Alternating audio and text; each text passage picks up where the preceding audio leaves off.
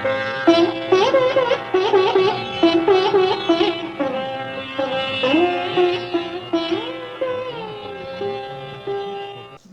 दीर्घकाळचे सहकारी आनंद करंदीकर आणि अनवर राजन हे इथं बसलेले आहेत. हे भाग्य म्हणायचं किंवा दडपण म्हणायचं, दोन्ही म्हणता येईल. जाऊ का खाली? नाही नाही, तुम्ही नेहमी वर बसा, नेहमीच बरं का. आणि इथं उपस्थित असलेले सर्वजण, सर्वांना नमस्कार, सलाम अलैकुम आणि जय भीम. मित्रांनो, आता गेल्या 2-3 दिवसात मी वेगवेगळ्या गटांच्या म्हणा किंवा वेगवेगळ्या ग्रुपच्या मिटिंगांना बोलवत आहे तिथं जातो. काल इथं होतो आणि परत गेलो होतो मिटिंगला. तर असं लक्षात येतं आहे हतबलतेची भावना जास्त आहे. आणि ह्या हतबलतेच्या भावनेला एक उत्तर असतं की डोक्याला डोकं घासा. खेड्याच्या भाषेत म्हणतात टकोऱ्याला टकोरं घासा. ते म्हणजे बुद्धी, म्हणजे मग त्याच्यातून नवं काहीतरी निघतं. हतबलता केव्हा येते की आपल्याला जे ज्ञात उपाय माहीत असतात, जे ज्ञात विचार असतात ते आत्ता निरुपयोगी झालेत, त्याचा काही उपयोग नाही अशी भावना होते त्यावेळेला. आणि मग अशा वेळेला हे इंटरॅक्शन, हे मंथन करणं अत्यावश्यक होतं. तर ते तुम्ही केलं 2 दिवस आणि खूप चांगल्या प्रमाणात झालं. आता प्रश्न आहे की आता देशात लोकशाही टिकण्याची शक्यता खूप कमी झालेली आहे. बरं, लोकशाही का पाहिजे? तर अवाढव्य देश, जगातला सर्वात मोठा आणि सर्वात जास्त विषमता असलेला. ती विषमतासुद्धा पचनी पडलेली इतक्या वर्षाच्या सवयीनं खूप गोष्टी पचनी पडतात, त्यापैकी विषमता. गरिबी वगैरे हे प्रॉब्लेम विषमतेमुळे निर्माण होतात. गरिबीचा इंडिपेंडंट इकॉनॉमिक विचार करता येत नाही. कुठलाही पैसा, कुठलेही श्रम गरिबाचे अखेरीस अदानी अंबानी तिथं जाऊन मिळतात. करोनाच्या काळात WHOच्या रिपोर्टप्रमाणे 47 लोक मेलेत. आपण 4-4.5वर थांबतो, उगाच आपली बदनामी होईल परदेशात म्हणून आपण कमीच सांगावं. पण देश बाकीचे बघतातच ना आपल्याकडे, त्यांनी सर्वे केले तर 47 लाख लोक मेले. पण तोच पिरियड भारताच्या 5000 वर्षाच्या इतिहासातला करोना काळ असा आहे की त्यावेळेला जगातल्या श्रीमंताच्या यादीत 100 लोक आले, अब्जाधीश झाले. ते फोर्ब्स मासिक सर्वे करतं. म्हणजे गरिबीचा संबंध शोषणाशी, विषमतेशी आहे. गरिबी हा काही इंडिपेंडंट विषय नाही आहे. आणि आत्ताच झाले ते, पूर्वी कधी नव्हते एवढे. पूर्वी थोडे असायचे, टाटा बिर्ला वगैरे असे म्हणायचे. आता अदानी अंबानी म्हणून नाही, अधिक 100 झाले. मग प्रश्न असा आहे की ही लोकशाही टिकवायची जबाबदारी कोणाची? बरं, आमचा थोडा अनुभव गुणभर जास्त असा आहे की आम्ही एका हुकुमशाहीविरुद्ध लढलेलो आहोत. म्हणजे इंदिरा गांधींच्या आणीबाणीच्या वेळेला. तेव्हा इंदिरा गांधींनी काय सांगितलं? मी लावते आणीबाणी, होते कायमची राणी, या देशात मी एकटी शाणी. आणि मूलभूत अधिकार लोकांचे रद्द केले संविधानातले. पण ती मिलिटरी राजवट नव्हती, ती होती ब्युरोक्रॅटिक राजवट. ब्युरोक्रेसीच्या आधारे केलं.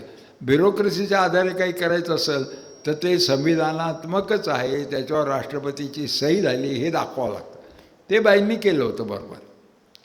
आणि जयप्रकाश नारायण तुरुंगात होते आणि संबंध देशात 5-1 लाख लोक तुरुंगात होते. आणि त्या काळामध्ये आम्ही बाहेरच्या आलेल्या माणसाला अत्यंत घाईनं तो काही सांगायच्या आत विचारायचो, बाहेर लोक काय म्हणतात. आणि 100% उत्तर मिळायचं, बाहेर लोक आणीबाणीवर खुश आहेत. कारण लोक म्हणतात की लोकांमध्ये शिस्त आली आहे, भ्रष्टाचार थोडा कमी झाला आहे, क्यू लावतात लोक, एकमेकाला धक्के मारत नाहीत. असं बोलण्यामध्ये श्रीराम लागू पण होते. मी अंडरग्राऊंड असताना त्यांना भेटलो, त्याला माहीत नव्हतं मी अंडरग्राऊंड आणि माझ्यावर वॉरंट आहे. तर ते म्हणाले, काय मी परदेशात गेलो होतो आणि आलो तर पाहिलं देश किती बदलला, किती शिस्त लागली. तर काही ना एक शिस्तीचं वेळ असतं आणि शिस्त नाही म्हणजे जीवन नाही असं काहीतरी असतं. मग नंतर त्यांचं मत बदललं. मात्र आताची जी हुकुमशाही ती नीट समजून घेतली पाहिजे. ही हुकुमशाही कशी आहे की तुम्हाला जे जे पवित्र वाटलं, जे जे महत्त्व वाटलं, तुम्ही आत्तापर्यंत जे जे मूल्य मानली ती सगळी कशी फालतू आहेत ही सांगणारी आहे. आणि त्याच्यामधून आपण जे गेल्या 75 वर्षामध्ये ज्यांना मूल्य म्हणून जपत होतो त्यांचा पापड झालेला आहे. म्हणजे धर्माचं आणि राजकारणाचं नातं नसावं. धर्माचं काम करेल, पण धर्माचं हे काम नाही की लोकांना मोक्ष देणं, लोकांना देवदर्शन करणं, हे काही त्याचं काम नाही. पण आत्ता इलेक्शनच्या अशा वातावरणात आपण आहोत की मोदी उभे आहेत का प्रभू रामचंद्र स्वतः इलेक्शनला उभे आहेत हेच कळेल, इतकं कन्फ्युजन झालेलं. तर ब्रॅह्मनिझममध्ये एक असं आहे की समोरच्याला हरवता येत नसेल तर त्याच्यामध्ये कन्फ्युजन निर्माण करा. निराशा ही हातात, विरोधी पक्षाच्या हातात, विरोधी जे म्हणजे पक्ष म्हणजे राजकीय पक्ष नव्हे, विरोधी मताचे लोक असतील त्यांच्यामध्ये कन्फ्युजन क्रिएट करा. त्याने आपल्याला त्यांना जिंकता येतं, असं तर्काने जिंकता येत नाही. तर त्या सगळ्या गोष्टी चालल्या आहेत आणि सगळ्या बेकायदेशीर आहेत, सगळ्या संविधानाला सोडून आहे. आणि संविधान का आपल्याला प्रिय आहे तर आपल्याला भूतकाळापेक्षा भविष्यकाळ चांगला करायचा आहे, बाकी काही नाही. म्हणजे भूतकाळाची भांडणं आहे ना आम्हाला भूतकाळ मान्य नाही असं म्हणून तर चालत नाही. भूतकाळ भूतकाळच असतो, पण त्याचा अभ्यास करून आम्हाला अधिक भविष्यकाळ चांगला करायचा आहे ही घटना सांगते. आणि म्हणून त्यांनी सांगितलं की जातीनं वाटोळं केलं आहे ह्या देशाचं, कारण ती श्रेणीबद्ध आहे. वरून खालपर्यंत शोषणाची एक बेमालूम अशी पद्धत आहे. म्हणजे सरळ सरळ त्याच्यात व्हायलन्स दिसत नाही, पण अशी सोय केलेली आहे की आमचं वर्चस्व राहायचं म्हणून तुला थोडं देतो आम्ही सवलत, तू खालच्यांवर वर्चस्व गाजव, पण शेवट आमचं वर्चस्व मान्य कर. दिस इज ब्रह्मिनिझम. आमचं वर्चस्व मान आणि तुला दिलं ना, तू खालच्या लोकांवर वर्चस्व मान, तू त्यांच्यापेक्षा खालच्या. आणि म्हणून प्रत्येकाला असं वाटतं की मी वर्चस्वादी आहे. आणि काय बिघडलं चातुर्वर्ण्य आणि ही जातीची श्रेणीबद्ध रचना, म्हणजे त्याच्यातला फोलपणा लक्षातच येत नाही. थोडा वेस्टेड इंटरेस्टही राहतो त्याच्यात. सोनार म्हणून एक जात आहे, ते सारखं आपण ब्राह्मण असल्याचं दावा करत असतं. आणि भयंकर म्हणजे आज राज्यकर्ते जेवढा द्वेष करत नसतील तितका मुसलमानांचा द्वेष करतात. तर होता होता असं आलेलं आहे की भारतीय माणूस हा द्वेषपूर्णच असला पाहिजे, कोणाचा तरी त्याचा द्वेष असला पाहिजे, कारण द्वेषात शक्ती आहे. हेडगेवार ज्याने RSS काढलं त्यांचे गुरु किंवा सिनियर डॉक्टर मुंजे होते. ते सांगायचे की सर्व हिंदू समाजावर शक आले, होऊन आले, ही आक्रमणं झाली, याचं कारण एकच आहे, हिंदू हा अहिंसा मानतो आणि त्याला हिंसा मानायला लावायला पाहिजे, म्हणजे तो प्रतिकार करेल. आणि म्हणून हिंसा केवळ तयार होते मनात, तर हातामध्ये एक शस्त्र पाहिजे जवळ. म्हणून सावरकर एक जंब्या बाळगायचे कोटामध्ये फिरायला जाताना. आणि हे मुंजे जे होते दाढीपिढी वाढलेले हाफ पॅन्ट घालायचे, म्हणजे RSS निर्माण होण्यापूर्वीची गोष्ट सांगतात. आणि ते एक पट्टा घालून त्याला एक त्या गुरख्यासारखा जंबा लावला. आता म्हणजे गुरखे सगळ्यात शूर आहेत असंच म्हणायला पाहिजे, कारण ते कायम एक शस्त्र बाळगतात. तर ते हिंदूंनी बाळगावेत, म्हणजे पूर्ण आपल्या ज्या मान्यता आहेत त्या बदलून टाकायच्या. एकदा तुम्ही हिंसेच्या मार्गाला गेलात की आपोआपच तुम्ही सत्याच्या मार्गापासून ढळता. म्हणजे मला कधी कधी गंमत वाटते की पंतप्रधान झूट बोलतात, हे शोभा नाही देता वगैरे असं तसं. तर मग ते एकदा हिंसा द्वेष हे मान्य केलं तर खरं कसं बोलू शकतील? त्यांची गोची लक्षात घ्या ना. ते झूट नाही बोलले तर विशेष आहे की हे कसं काय झालं की हिंसकही बोलतात आणि सत्य बोलतात. तर ह्या दोन गोष्टी सत्य आणि अहिंसा असं एकमेकांशी अतूट नातं आहे. आणि सत्याचा शोध करणं हे हिंदू धर्माचं मूळ ब्रीद आहे. म्हणून हिंदू धर्म अहिंसकच आहे. कारण अहिंसेच्या मार्गाशिवाय सत्याचं दर्शन होत नाही, अशी ती कल्पना आहे, मोक्षाची कल्पना आहे. तर ह्या सगळ्याचं उलटंपालटं करून टाकायचं. मग लोकसभेबद्दल आदर आहे ना लोकांना, निवडून दिले लोक आहेत वगैरे, तर लोकसभेचा अनादर करा. परवा 143 काढले म्हणजे सहज नाही काढले, तिथे टरमाळा करून टाकलं लोकसभेचं. आमच्या मनात आलं कोणी रे तिकडे घालवा त्याला लोकसभेबाहेर, इतके सहजसहजी. आणि हे सर्व हुकुमशाही केलं होतं. फॅसिस्ट म्हणून ज्यांना म्हणतो, जर्मनीमध्ये हिटलरने लोकसभेमध्ये त्याचा विश्वास ठराव पास होणार नाही, त्याने सगळी मीटिंग घेतली. काय आपल्याला विश्वास ठराव 1 महिन्यात पास करायचा होईल का? ते म्हणजे शक्यच नाही, आपल्याला लोक मवाली मानतात. त्याच्या आधीच्या काही घटना होत्या, तर म्हणलं असं का, मग त्याला एकच उपाय म्हणे, जाळून टाका. जाळून टाकली, ड्युमा म्हणायचे त्याला, आणि बोंब मारली की विरोधी पक्षांनी जाळली. मग खोटं, हिंसा हे एकमेकाचे नातेवाईकच ह्या वृत्ती. आणि त्यांनी आता भारले. दुसरं असं झालेलं आहे की एक नवोदित वर्ग श्रीमंतांचा आलेला आहे, म्हणजे आमच्या पिढीतून. या तरुण मुलांना कदाचित माहीत नसेल, आमच्या पिढीत बहुतेक आम्ही वाड्यात किंवा चाळीत राहत होतो, आणि तिथं शेअरिंगची संस्कृती, कोणीच श्रीमंत नव्हतं. मग एकमेकाकडचं जेवण असं अगदी मोठ्याने सांगायचं, अहो जरा उरलं आहे तुम्हाला पाठवतो. म्हणजे याच्यात मी असं म्हणायचो की उरलं आहे असं म्हणू नका ना, तुम्हाला मुद्दाम पाठवतो भाजी, पण भाजी एकमेकांना पाठवणं वगैरे. त्यात एक गोष्ट होती, त्यावेळेला वाड्यामध्ये 1 किंवा 2 संडास असायचे, आणि सगळे त्याला लाईन लावायचे. आणि तरुण मुलाचा नंबर आला आणि तो गेला, तर त्याच्यानंतरचा सिनियर माणूस सिनियरिटी गाजवायचा आणि त्याच्या दारावर धक्के मारायचा. अरे तुम्हाला पोरांना काय रे, आमचं सिनियर लोकांना दम काढवत नाही, चल बाहेर आहे, चल बाहेर आहे. तर आमच्या पिढीला एक स्वप्न पडलेलं आहे, सामुदायिक स्वप्न आहे, की एक ना एक दिवस नक्कीच माझा टॉयलेट असलेल्या घरात मी राहील, आणि मी तिथे सकाळ वाचत बसेन, अर्धा तास पाऊण तास. कारण काहीतरी निष्फळ वाचायचं तर सकाळ वाचत बसेन, आणि माझ्या दारावर कोणी टकटक करणार नाही, हे स्वप्न. पण आता त्याला 4 BHK मिळाले. आता मी डॉक्टर आहे म्हणून सांगतो, सायकोलॉजीमध्ये असं आहे की तुम्ही जे स्वप्न पाहता ते अभावातून पाहता, आणि एकदा ते स्वप्न पूर्ण झालं किंवा स्वप्नापेक्षा अधिक मिळालं तर तो कन्फ्यूज होतो. कसं काय मिळालं हो मला एवढं, 4 BHK कसं काय मिळालं, माझ्या मुलाला 70,000 पगार कसा, एकदम गडबडून जातो. त्याला त्याची कारण मीमांसाच नाही काढता.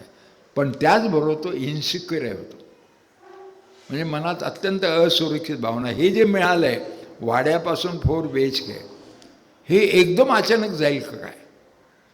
कारण त्याला कारण मिळत नाही की माझ्या कर्तृत्वाने मिळाले, देशाची इकॉनॉमीच वाढली आहे, माझ्यानंतर थोडे कमी आहेत त्यांना 3 BHK, बाकीच्यांना 2 BHK, सर्वांना घरं मिळाली, असं तर काही दिसत नाही. आणि मग आपल्यालाच कसं मिळालं? म्हणून तो इतका घाबरलेला आहे. म्हणून तो परदेशाकडे आपली मुलं जन्माला घालण्यापूर्वी तो शक्य असेल तर बुकिंग करून ठेवतो, व्हिसा वगैरे सगळं, त्याच्यावर फक्त जन्मतारीख टाकायची. पार्सल जन्माला घालायचं ते परदेशात पाठवण्याकरता. नाही अमेरिका मिळालं तर निकरागोत पाठवतात. आता असा देश उरला नाही की जिथे लोक नाहीत आपले, कुठल्याही लहान सहान देशात. आणि मग ती माणसं अधिक क्रूर होतात, कन्फ्यूज माणसं क्रूर होतात. कोथरूडमध्ये तुम्ही राहत असाल तर तुम्हाला याचा अनुभव येईल जास्त. कोथरूडमध्ये घराघरात मुलं ऑस्ट्रेलिया अमेरिकेत गेलेली, किंवा जी आत्ता आहे ती जाण्यासाठीच येते. ह्या मुलांना सांगितलं तर गणपतीत भाग घेऊ नका, चौकात उभं राहू नका, टवाळखोरी करू नका, तुम्हाला अमेरिकेत जायचं. तेवढ्या करताच ते तिथपर्यंत हे कर. आता माणूस अहिंसक काय आहे तर माणसाला एक कळलेलं आहे की काही झालं तरी आपल्याला समाजातच राहावं लागणार आहे, एकटा राहू शकत नाही. म्हणून तो समाजाची साफसूफ करतो की मला नीट राहतं. मला जर इथं बसायचं आणि इथं धूळ आहे तर मी झटकणारच ना, एक सतरंजी टाकणार तिथे स्वच्छ. तर ज्यांना राहायचंच नाही आहे इथे देशात, तुम्ही गेल्या वर्षामध्ये सर्वात जास्त परदेशात लोक जात आहेत.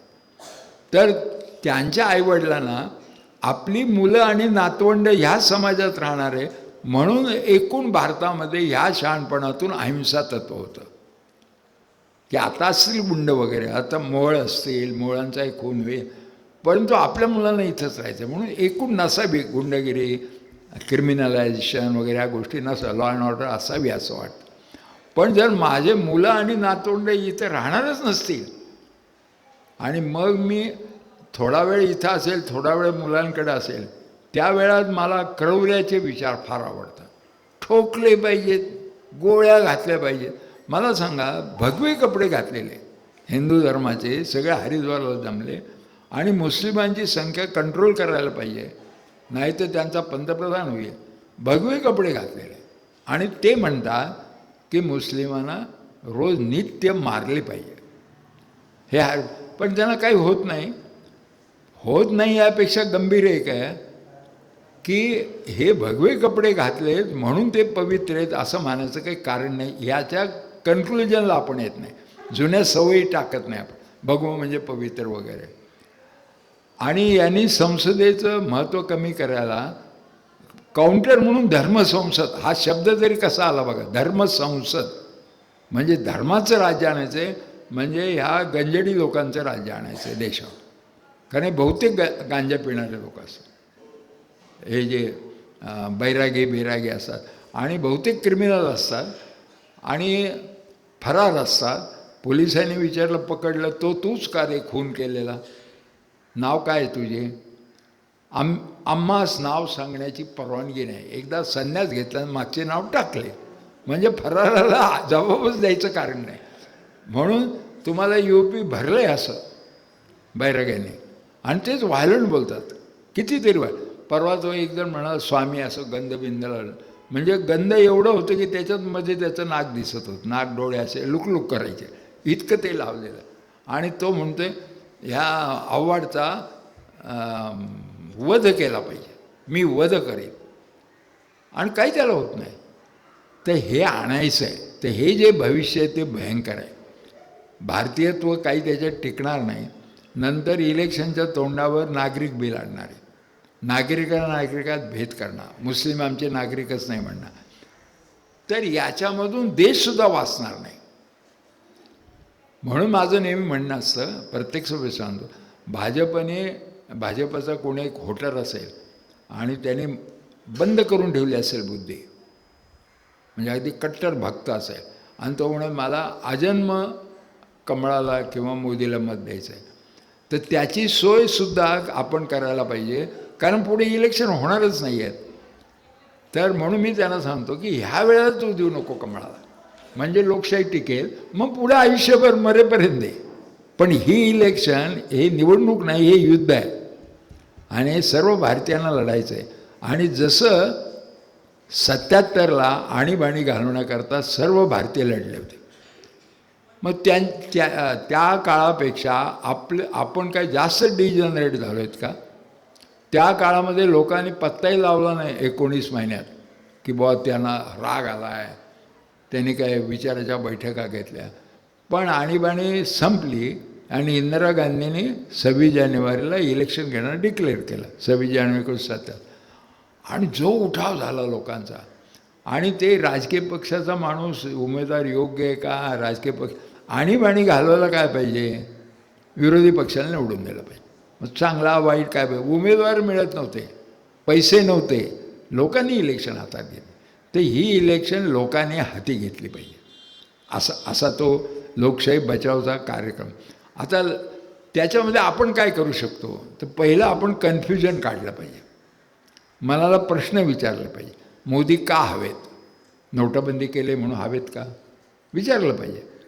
विद्यापीठात ताब्यात घेतली म्हणून हवेत का, सर्व ठिकाणी राज्यपाल BJP नसलेल्या गव्हर्नमेंटला त्रास देण्याकरता ठेवले म्हणून हवेत का, सगळी विद्यापीठं ताब्यात घेऊन तिथून जो भारतीय विचार होता तो हाकलण्याचं काम केलं. आता सगळं त्यांच्या हातात आहे. इथलं पुणे विद्यापीठसुद्धा, तिथं आबाविपेच्या व्यतिरिक्त कोणी विचार सांगायला गेलं, एखादं हँडबिल वाटलं तर ते कोणी पोरं विचारतात, तुला परवानगी कोणी दिली? म्हणजे कसं होतं, एकदा यांचं राज्य असलं की RSSचा सामान्य माणूससुद्धा हा तुमचा बाप बनतो. मी म्हणतो ना, तू यायचं नाही इथे, ऐकायला पाहिजे. तर आपण ह्या सगळ्यांना डोक्यावर घेणार आहोत का? आणि कुंभमेळ्यामध्ये जे आंघोळ करतात, म्हणजे एवढं यांनी शाही स्नान अमकं तमकं, म्हणजे काय तुम्ही ते बहुतेक रोज स्नान करत नसावे, कधीतरी करतात म्हणून इतक्या सोहळ्यात करत असावे. त्यांचं राज्य आणायचं का? आणि भांडवलदार त्याच्या जोडीला अदानी अंबानी वगैरे, हे सगळं आपण उघड्या डोळ्याने पाहणार का? ते उघड्या डोळ्याने पाहायचं असेल ते एकच आपल्यामध्ये पाहिजे आवश्यक अट, की इतर भारतीय माझे बांधव नाहीत, फक्त मीच आहे आणि माझे ते बांधव नाही. पण जर ते माझे बांधव आहेत तर मला काय करायला पाहिजे? तर पहिले प्रायोरिटी लोकशाही टिकली पाहिजे. मग हे कसं करता येईल? आता त्यांनी रामाचा आश्रय सोडलेला आहे. सगळीकडे जसं काही राम आणि इलेक्शन वेगळे नाहीतच, राम इलेक्शनला आहे आणि पडले तर राम पडतील असं आहे. म्हणजे रामाचा किती अपमान होईल. राम म्हणजे एक चैतन्य म्हणून सगळेजण हिंदू मुसलमानसुद्धा राम राम एकमेकाला म्हणतात खेड्यात. इथं जरी म्हणत नसले तरी खेड्यात म्हणतात. राम राम म्हणजे चैतन्य, बाकी काही नाही. आता हा राम इलेक्शनला झाला, निर्गुण राम सगुण रूपामध्ये. आता कुठल्या पुराणात लिहिलं आहे, कुठल्या आपल्या भारतीय संस्कृतीत झालं आहे की देवांनी इलेक्शन लढवल्या? राम मोठा का कृष्ण मोठा, की विष्णू मोठा, की शंभू देव मोठा? तर त्यांना इलेक्शनमध्ये आणायचं, याचं नक्की पुढची पायरी आहे की दुसरा असं म्हणेल की शिवालय बांधवा आणि शंकराला आणा, तांडव करतो तुमचं, म्हणजे आपोआपच त्या इलेक्शन येणार. तर ह्या आपण घटनेने काय म्हटलं आहे, हे जे लोक आहे ते ज्याचे त्याला परवानगी आहे काय कल्पना करायला, कोण देव मानायचा, कोणत्या देवाची पूजा करायची, स्वातंत्र्य दिलं आहे ना, परंतु शासन यात पडणार नाही आणि धर्म राजकारणात आणता येणार नाही. याला धक्का लागला आहे सगळा रोज आहे. तर मग आमचं म्हणणं असं आहे, ही क्रुशियल आहे, म्हणजे जीवन मरणाची लढाई आहे. तर आपण उरलेल्या 2-3 महिन्यामध्ये 15 दिवस देऊ शकतो का? म्हणजे आमच्या भिगवण आल्या मित्राला लगेच हात वर करतो, म्हणाल 2 महिने देतो. आणि त्यांनी गावागावात जावं, 2 झेडपी गट घ्यावेत, 15 दिवसात उरकतात.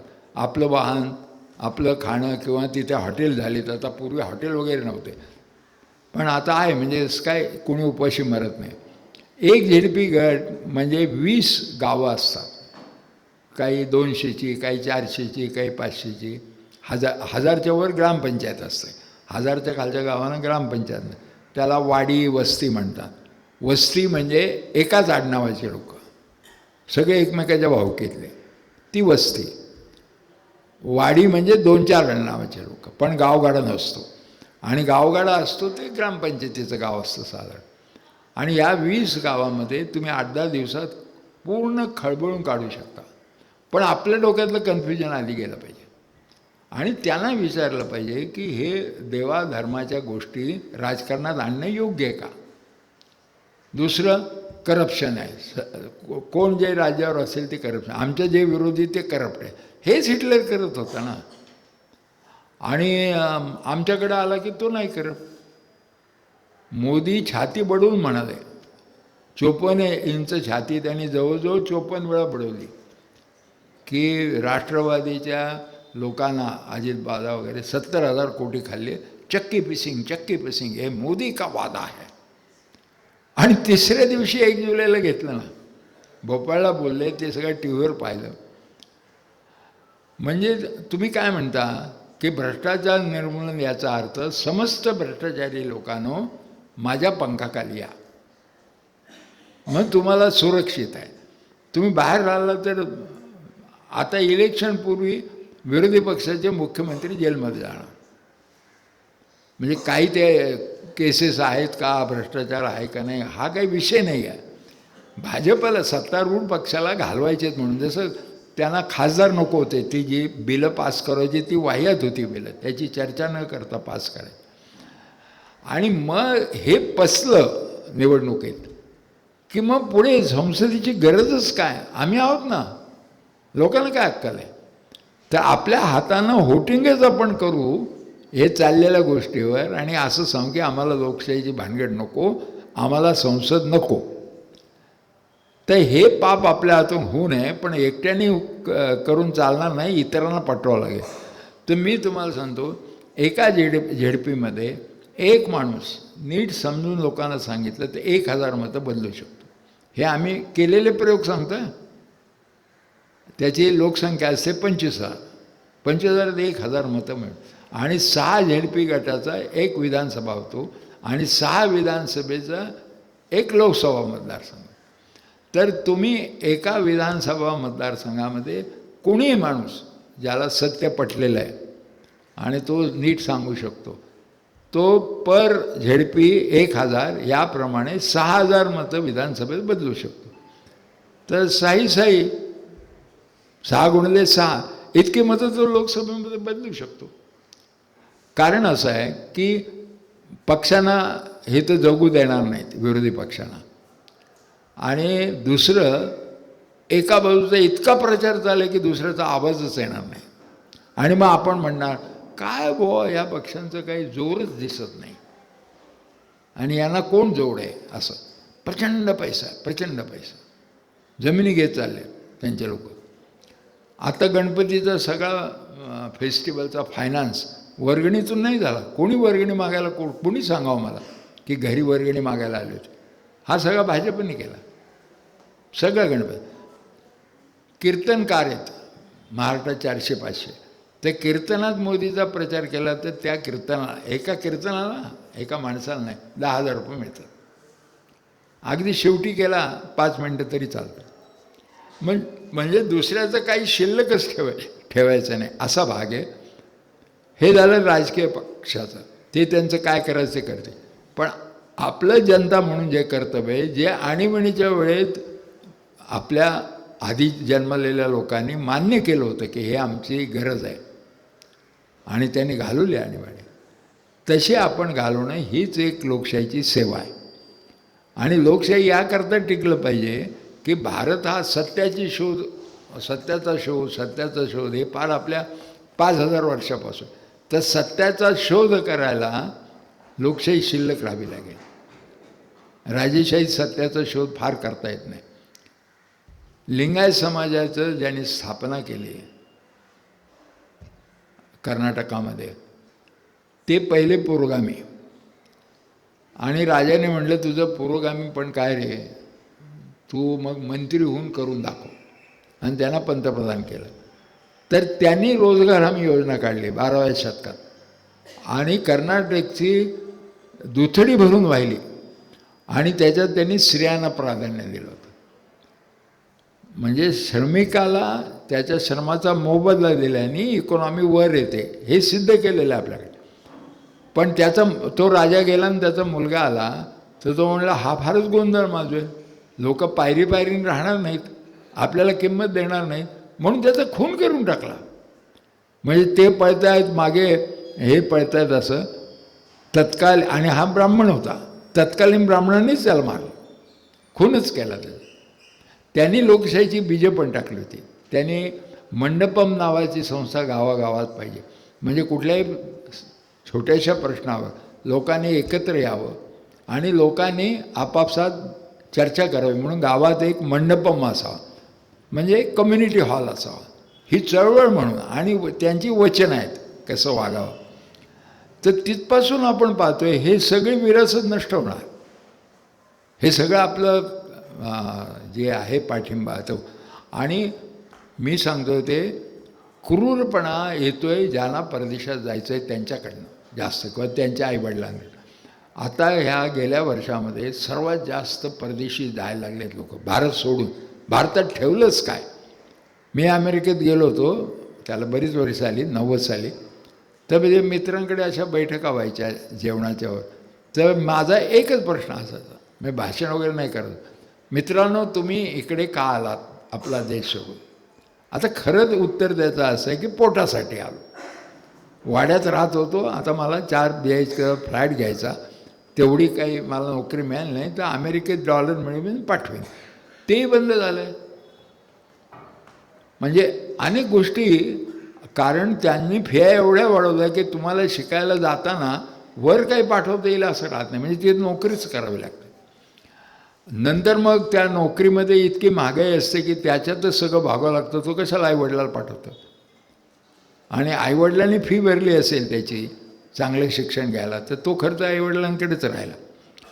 आता प्रश्न असा आहे की ते म्हणायचे, मी म्हणायचो का सोडला, तर उत्तर काय द्यायचे, कन्फ्युजन उत्तर द्यायचे, ठेवलंच काय आहे देशात आपल्या. म्हटलं काय हो, काय बिघडलं, इतका रागवला तो देश सोडून आला. म्हणजे तुला अमेरिका आवडला असंही उत्तर आलं असतं तर काय अवघड नव्हतं, म्हणजे समजायला अवघड नव्हतं. तर हे म्हणायचे सिग्नल तोडला तरी काही होत नाही, थुंकतात हो रस्त्यावर, हा काय देश आहे का. मग काय करायला पाहिजे उपाय, गोळ्या घातल्या पाहिजेत. भयंकर हिंसक होतात हे लोक. आपल्याला त्या देशात राहायचं नाही. तर म्हणलं तुम्ही मगा म्हणालात की देशात काही ठेवलं नाही म्हणून आला तिथे, पण आता मी तुम्हाला सांगतो, कृपया कृपया आमच्या देशात परत येऊ नका. आम्ही गरीब लोक काय करायचं त्यांचे प्रश्न बघू, पण कृपया तुम्ही नको, कारण तुम्ही गोळ्याच घालत सोडा. आणि त्यांचंच आहे हे सगळं. अयोध्या काय भानगड आहे हेही लक्षात घेतलं पाहिजे. जेरुसलेम नावाचं एक जगात गाव आहे, ते आता इस्रायलच्या ताब्यात आहे. ते जेरुसलेम गाव 2000 वर्ष रक्तबंबाळ आहे. मी तिथे राहून आलो. रक्तबंबाळ म्हणजे 3 धर्म एकाच जमातीत तयार झाले आहेत. तिथले जे लोक राहणारे, जुदाइझम, ख्रिश्चनिटी आणि इस्लाम, आणि सारखं एकमेकाचं रक्त काढत आहे. आता पॅलेस्टाईनचा वगैरे युद्ध चालले प्रश्न, हा म्हणजे त्यानं काढूनच टाकलं. आणि इस्रायल ब्रिटिशांनी त्यानं दिलं. ब्रिटिशांनी अशा अनेक ठिकाणी घोळ केलेत मुद्दा. तर धर्मावरनं भांडण करता येतं हे BJPला कळलं. आणि 20 वर्षापूर्वी जेव्हा त्यांना 2 खासदार मिळाले, ते म्हणाले हे धर्मावरनं भांडण लावलं तर शक्य आहे बुवा आपली सत्ता येणं. आणि मग त्याला अयोध्या मंदिर, कारण दक्षिणेतला बालाजी जरा सेक्युलरच आहे. साईबाबा आमचा नगरचं सेक्युलर आहे. म्हणजे अलीकडचे जरा ज्यांची नावं आहेत असे जे देवा येत आहेत अवतार, साईबाबा आमच्या लहानपणी होते, मी नाही पाहिले पण होते. आणि त्यांचा एकच मंत्र होता, कोणी आला तर आओ बेटा बैठो, तेरा भला होगा सबका भला होगा. म्हणून साईबाबा उपयोगी नाही, बालाजी उपयोगी नाही. मग अयोध्येमध्ये तो बाण घेतलेला, म्हणजे त्याच्याबरोबर सीता होती वगैरे, काही जागे काही बोलला की लगेच ठोकून काढू. आता राम व्हेज का नॉन व्हेज हा विषय तुम्ही कशाला काढता, कारण रामायण पहिलं साहित्य आहे का इतिहास आहे हे ठरवावं लागेल. अनेक रामायण आहेत आणि त्याचं संशोधन आपल्या इथेच महाभारताचं चालतं, तसं इथं चालत असेल बहुतेक भांडारकरमध्ये. आणि त्याच्यात वेगवेगळं आहे. कबीरचा राम वेगळा आहे, तुलसीदासांचा वेगळा आहे, वाल्मिकीचा वेगळा आहे. आणि वनवासामध्ये तिथं काय धाबे होते का गार्डन रेस्टॉरंट होते, काय होतं ते खातच ना, कंदमुळे, फळं, शिकार. पण आता आम्ही खात होतो गोमांस, पण तुम्हाला करायला नालायक लेखाचे गोमांस खातात असं म्हणायचं आहे. म्हणून राम नॉन व्हेजिटेरियन होता हे म्हणायचं आहे. आणि एक उत्तरेमध्ये सतत डिस्प्यूटची जागा ठेवायची. इस्रायलचा प्रश्न 47 सालापासून सुटलेला नाही, सतत तिथे ब्लिडिंग आहे on the basis of religion. हे लक्षात घ्या. एका गावाचे 3 तुकडे, मुस्लिम क्वार्टर आहे, म्हणजे जे शिल्लक राहिले मुस्लिम, त्याने अशी इकॉनॉमी केली, महागाई केली की त्यांना मजूरच व्हावं लागेल. ते मालक होते, त्यांच्या मोठमोठ्या बागा होत्या तिथे, तर मुद्दाम केलं असं. मग ते शेतमजूर पोटासाठी होणारच ना, ते शेतमजूर आहे. मी ह्या चौकातून त्या चौकात गेलो मुस्लिम क्वार्टर, आणि जरा लाडीबिडी, तर लगेच घरी बोलवायचे ते आणि लगेच फळं काढून द्यायचे मुस्लिम लोक. आणि नयादौर सिनेमा लागू होता, ते त्यावेळेला चालू होता, 90 सालची गोष्ट, नाही 86ची. आणि मग त्यांना उदबत्ती दिली तर भयंकर आवडायची. मला ते सांगितलं होतं कोणतं, मग उदबत्त्या घेऊन जायचं. आणि इकडे मारलेच पाहिजेत. एक इकडे काय शिकवतं, आपण संख्येनं कमी आहोत, ते 10 आहेत, म्हणून एक जीव मारला तर 10 मुसलमान मारले पाहिजे. लहान मुलाला शिकवतात व्हायलन्स. पण सुखी कुठे आहेत? नाही ना, सुख शांततच नाही त्यांना. पण तरी लोकशाही आहे तिथे. ही गंमत आहे. नेत्यानाहूच्या विरुद्ध तो आता युद्धात लढतोय, हमास वगैरे, तरी त्याच्याविरुद्ध वर्तमानपत्र एडिटोरियल लिहित आहेत आणि तो मूर्ख आहे, तो चुकतो आहे. हमाससुद्धा हे त्यांनीच मदत केली आहे, त्यांनीच मुद्दाम अंगावर घेतले, त्याला पुढे उद्योग करायचे होते वगैरे वगैरे. तिथे टीका करायचं स्वातंत्र्य आहे. म्हणजे एवढ्या युद्ध काळात त्यात कोणी हा देशद्रोह करतो वगैरे असलं कोणी फालतू बोलत नाही. तर आपल्याकडचं सगळं बदललेलं आहे. गाडी रुळावरनं घसरलेली आहे, पण ती परत रुळावर आणण्यासाठी राजकीय पक्षांची ताकद पुरी पडणार नाही. आपल्या जनतेने यायला पाहिजे. आणि त्याचा आम्ही मोगम नाही सांगत, त्याचा प्रोग्राम देतो. 4 फेब्रुवारीला इथे लोकशाही बचाव परिषद आहे. 1000-2000 लोक येतील आणि मी माझ्याकडं नाव नोंदणी करतो आहे ऑफिसमध्ये इथे. मी म्हणजे युक्रांचे लोक, गांधी भवनचे लोक. आणि आम्ही मानतो की गांधीजी असते तर गांधीजी म्हणजे काही गांधी संस्थांनी असं केलं आहे की तो राजकारणात न पडणारा, त्याच्याविषयी न बोलणारा, जसं काही नोकरीचंच आहे, कुठल्या मालक काढूनच टाकेल, असा गांधी लोकांपुढे पेश केलेला आहे. गांधीजी स्वातंत्र्य मिळत असताना 15/1947ला हिंदू मुसलमान दंगाला बांगलादेशमध्ये फिरत होते नवाखालीला. इतकं ठेवलं ना त्यांनी. आणि आमच्या संस्थेचं उद्दिष्ट असं आहे की गांधींची हत्या झाल्यानंतर गांधींना चैतन्य रूपाने जिवंत ठेवायचं. तर गांधी भवनतर्फे 1000 लोक महाराष्ट्रामध्ये सत्य सांगायला बाहेर पडले तर गांधी संस्था राजकारणात कशी भाग घेते हा प्रश्न कोणी विचारण्याचं धाडच करणार नाही, असा तो भाग आहे. म्हणून आज 2 दिवस तुम्ही जे मंथन केलं त्याच्यामधून कन्फ्युजन तुमचं कमी झालंच असेल, 25%, 50%. उरलेलं आता कन्फ्युजन खरं केव्हा जातं, जेव्हा माणूस स्वतःला विचार परिस्थिती आहे कळली तर मग मी काय करावे. ग्रुप असेल तर मग आम्ही काय करावे, what is to be done today. ह्या प्रश्नाचं उत्तर मिळाल्यावर कन्फ्युजन संपतं. हे कन्फ्युजन ठेवून चालणारच नाही. बारीक बारीक प्रश्न आहे. आता मगा मी पाहिलं, एक अंध मुलगा होता बिचारा, तो त्याचं दुखणं मांडत होता, म्हणजे त्याच्याबद्दल काय म्हणणं नाही, पण अपंगाची संघटना केली नगरला. तर मी जरा भाग घेतला, सहानुभूती त्यांच्यावर. पण पुढं ते म्हणाले अपंगाचे प्रश्न बिगर अपंगाला कळतच नाहीत, म्हणून महाराष्ट्राचा मुख्यमंत्री अपंग झाला पाहिजे. हे काही मला कळेच ना. तर तसं जनतेला कळत नाही, म्हणून जनतेने अशी डिमांड केली नाही की आम्हाला कळत नाही अशा अडाणी लोकच झाले पाहिजे. तरी झाले, तो भाग वेगळा, त्याने डिमांड नाही केले. आता शिंदेचं सरकार काय आणि हे तिन्ही बाजूला ते 3 ओढत असतात. आता हा टेबल इथून तिथं हलवायचा म्हटलं त्याला काही शिस्त पाहिजे नाही, यांनी ढकलला पाहिजे, त्यांनी ओढला पाहिजे. पण प्रत्येकजणच ओढत राहिलं तर टेबल जागेवरच राहील. तसं त्या सरकारचं आहे. असं आत्तापर्यंत महाराष्ट्रात उदाहरण नाही की उपोषण आंदोलनाच्या प्रमुखांनी, मी बरीच आंदोलनं केली, 62 वेळा मला अटक झाली.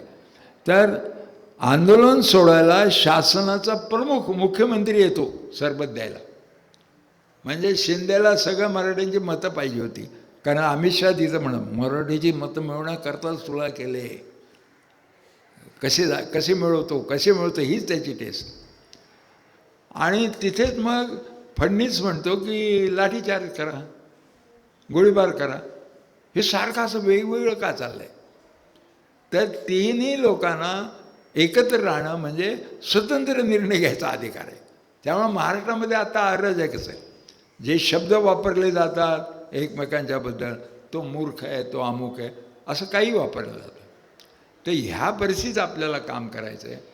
तर होठ म्हणजे माणसाचा आत्मा, म्हणजे जे हिंदू धर्मामध्ये किंवा हिंदू ट्रॅडिशनमध्ये आत्म्याला स्थान आहे, शरीर मरतं परंतु आत्मा मरत नाही.